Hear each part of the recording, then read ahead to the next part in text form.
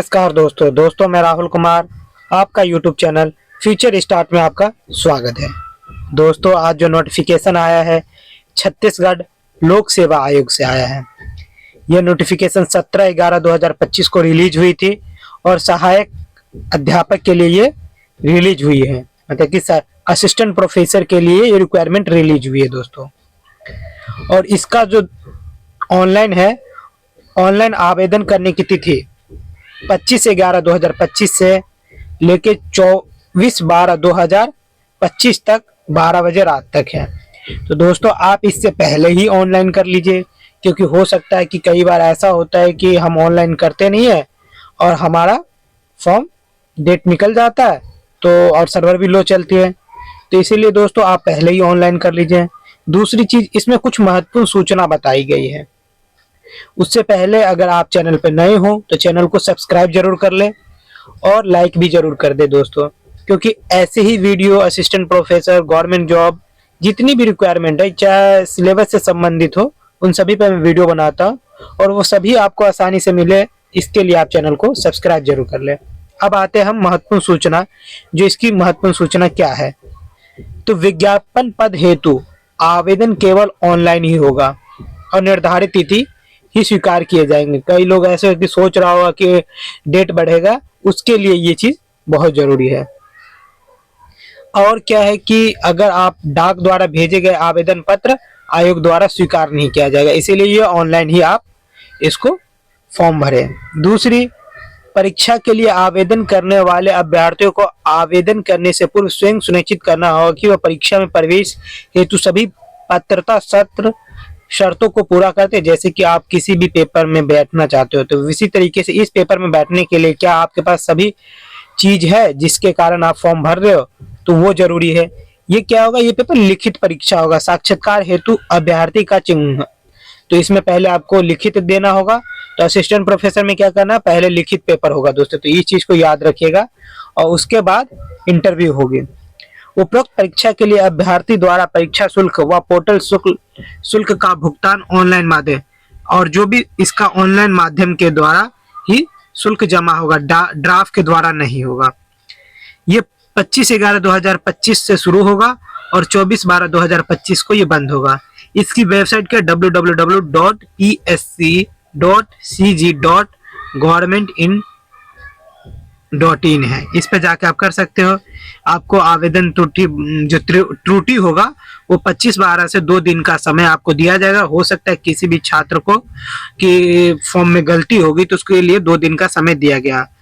छठा पॉइंट जो है, आवेदन जो ऑनलाइन आवेदन में सशुल्क त्रुटि सुधार का कार्य निःशुल्क त्रुटि सुधार के अंतिम तिथि के बाद 28/12, मतलब कि जो शुल्क देकर भी अगर आपको करवाना है, अगर बाई चांस उसके बाद भी ठीक नहीं होता तो आपको 500 रुपया शुल्क त्रुटि देना पड़ेगा उसको, ठीक है। सातवां क्या है, सातवां है श्रेणी सुधार के मामलों में यदि किसी अभ्यर्थी द्वारा आरक्षित वर्ग के रूप में भरे गए अपने ऑनलाइन आवेदन पत्र में सुधार कर ही अनारक्षित वर्ग किया जाता है तो उसे शुल्क के अंतर की राशि का भुगतान त्रुटि शुल्क के अतिरिक्त करना होगा।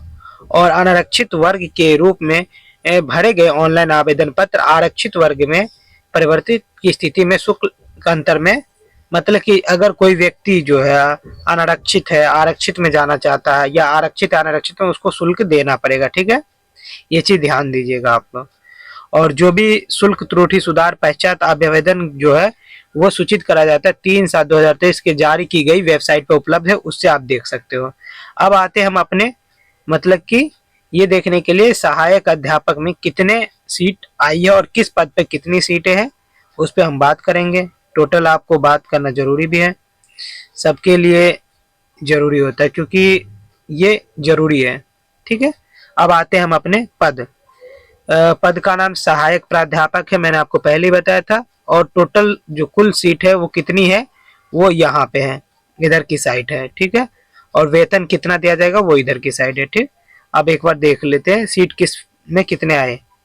एनाटॉमी में टोटल कितनी सीटें आई है दोस्तों, इसमें 1 सीट आई है और बैकलॉग में 3 सीट आई है। फिजियोलॉजी में 5 और बैकलॉग में कितनी है, 2। बायोकेमिस्ट्री में कितनी है, 1 है और इधर 2 है। फार्माकोलॉजी में 2 और 3 है। 5वें नंबर पे क्या है, माइक्रोबायोलॉजी है, तो उसमें आप देखोगे 2 सीटें हैं और बैकलॉग सब में है। तो पैथोलॉजी ब्लड बैंक में आप देखोगे टोटल 7 सीट है। कम्युनिटी मेडिसिन में टोटल 4 सीट है। बैकलॉग में आप देखोगे तो इसी की 2 सीट है। फॉरेंसिक मेडिसिन में आप देखोगे 6 सीट है टोटल।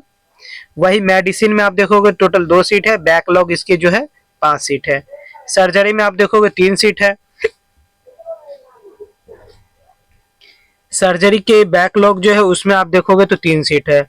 अस्थि रोग इसमें 4 सीट है, बैकलॉग में आप देखोगे तो 2 सीट है। शिशु रोग जो है इसमें 5 सीट है और बैकलॉग देखोगे 2 सीट है। रेडियोथेरेपी में 2 सीट है।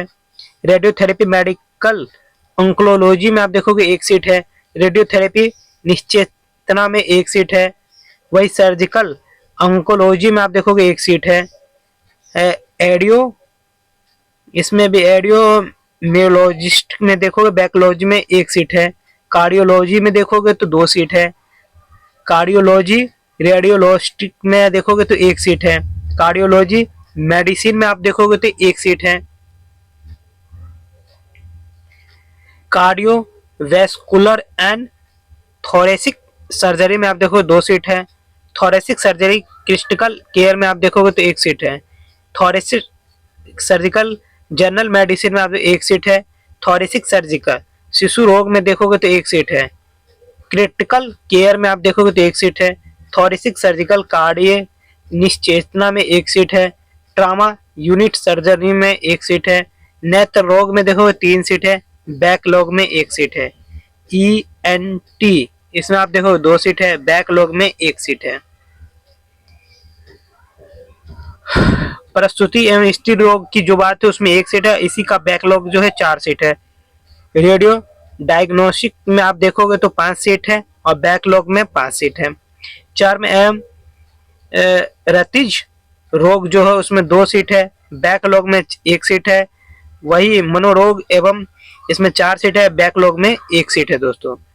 टीबी एंड चेस्ट में देखोगे तो 1 है, बैकलॉग में इतना। टोटल सीटें कितनी आई, 125 सीट आई है।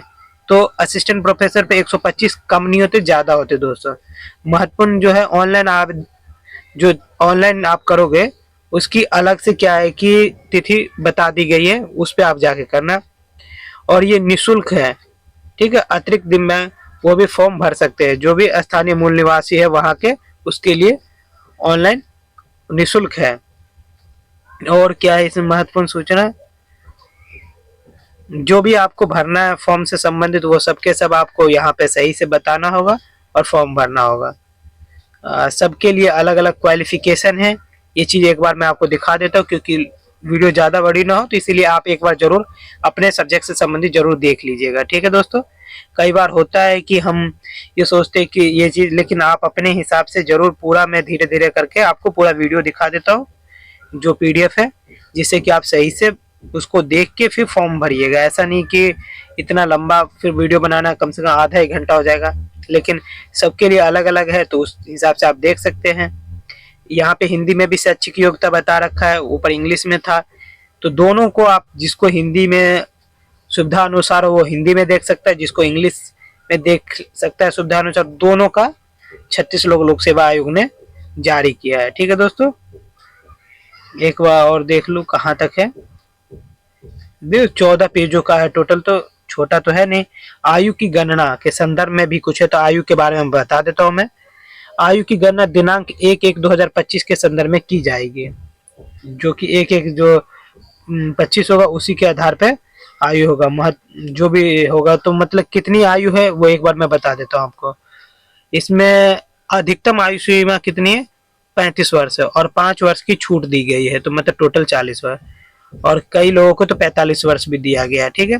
तो 35 वर्ष तो कम से कम है, तो इसमें कोई वो नहीं है कि कई लोग ये कहा जा रहा था कि 30 साल ही दिया जाएगा, तो आयु भी ठीक ठाक दिया गया, क्योंकि असिस्टेंट प्रोफेसर बनते बनते आपको थोड़ा सा समय लग जाता है, इसीलिए एक बार आप पूरा देखने के बाद ही आप फॉर्म भरिए। अगर कुछ लगता है आपको तो फिर से आप आके फॉर्म देखिए और फिर फॉर्म भरिए। इतना ही है दोस्तों।